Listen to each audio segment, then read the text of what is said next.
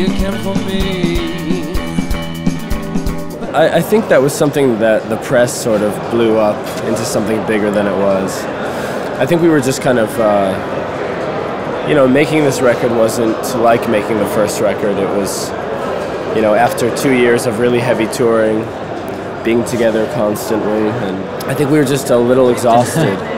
Yeah. We just kind of, you know, I think we just really worked very, very hard and didn't allow ourselves any time to get away from the band or get away from each other. And I think, you know, with any band, it's sort of, you know, you get to that point where you're just kind of, things that wouldn't normally frustrate you, and that sort of thing. So, but we knew we wanted to make another record, and the songs just kind of kept coming. So rather than stopping, we decided just to put out another record, you know, and even if it was a little bit more difficult to even be around each other, I think, you know, I don't think it ever came to the point where we thought we were going to break up. It was more of just...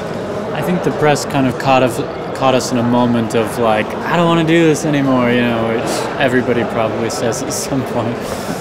You came along, got into your car. You came along, I knew I was wrong, I knew I would die. Yeah, it's not so much of a thing anymore. I don't really read that anymore, or see that around, which is nice. But, you know, it's kind of just, you know, it's one of those things where you know, we wrote a couple songs that had that theme, that vibe to it. But, you know, if you actually are a fan of the drums and buy our records and actually listen to them and take us for what we actually are, you know, I think we're just a pop band and we write love songs, really, you know, heartbreak songs. And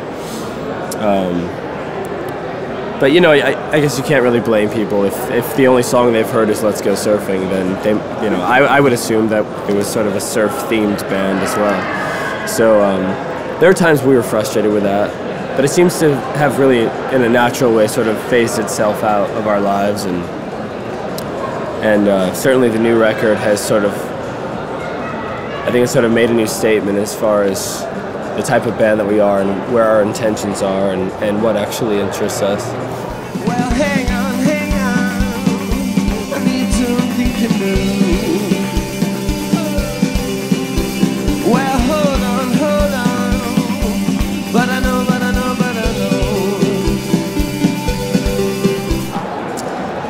It kind of means the space between two notes and the time and distance to get to them, you know, rather than just hearing this note and that note, it's hearing every shade between the two. And that's kind of the way we wanted our album to be, you know. We wanted to grow a little bit and fine-tune things a little bit, but not in a drastic way. We wanted people to be able to kind of hear everything between, you know, so that it just kind of naturally flowed from our first album. And we just think it's a beautiful word.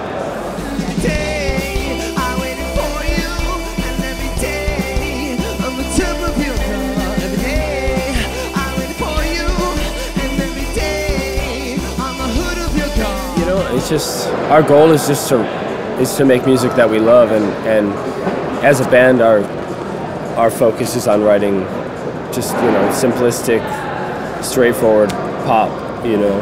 So I think you have it right when you say it's really kind of all about the song, because that's all it's ever been about for us, really. And you know, at the core of things, if you strip everything away, there's that song that's there. And yeah, I think that'll kind of always be the mainstay of what this band is, and I don't see us ever making an album that isn't just very simplistic pop, you know. I think that's why we started the band, and we'll probably end the band that way as well, you know. And it's kind of at the risk of coming across to the rest of the world as maybe like repetitive or monotonous, or, you know, I think some people could even say it's uninspired. But to us, it's just like it's a very specific thing that we really love. And you know, and if you look at a band like the Ramones, You know, we bring them up all the time because they're a band that, you know, kind of a lot of people say every song sounded exactly the same, and I'm sure it frustrated a lot of people at the time. But to us, having that sort of potency and that sort of like consistency is really important. Oh, darling, you can be so unforgiving, you can be so unloving, you can be misunderstanding, but I don't know how to feel without your love.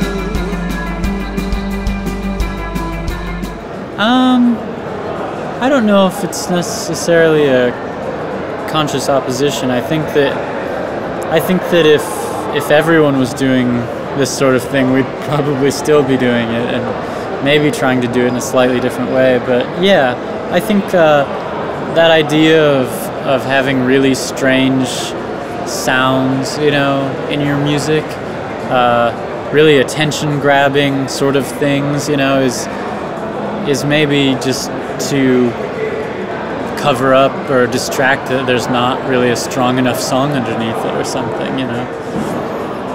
Yeah, it's like, you know, I don't think it had really anything to do with what was going on when we started this band. We left New York and moved to the middle of nowhere in Florida where there was no scene at all.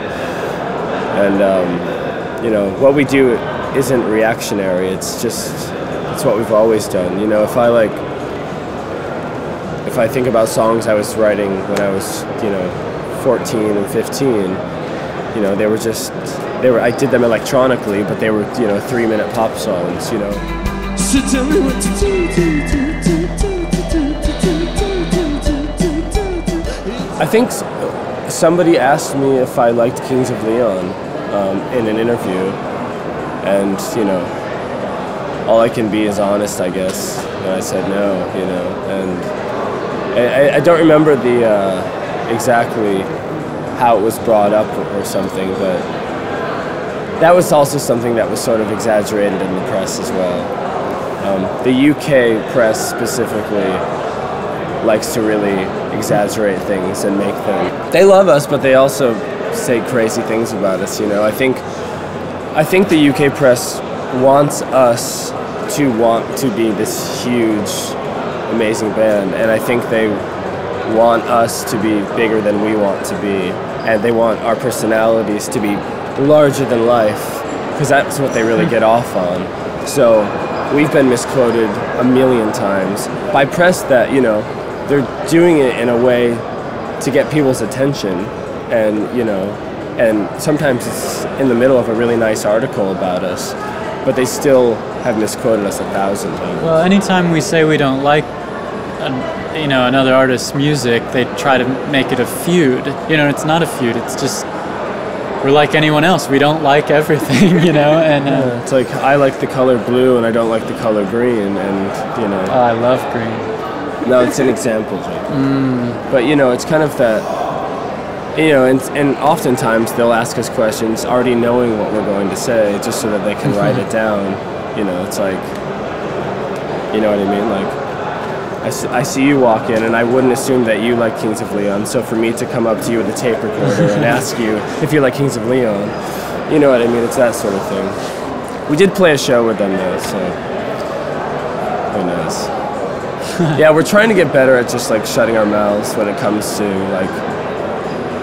I don't think we realized that when you get asked certain things and it's recorded, that it just goes everywhere. And so we're trying to keep our mouth shut. We are pretty opinionated, stubborn people. We'll probably always be that way, but trying to like keep a lid on it.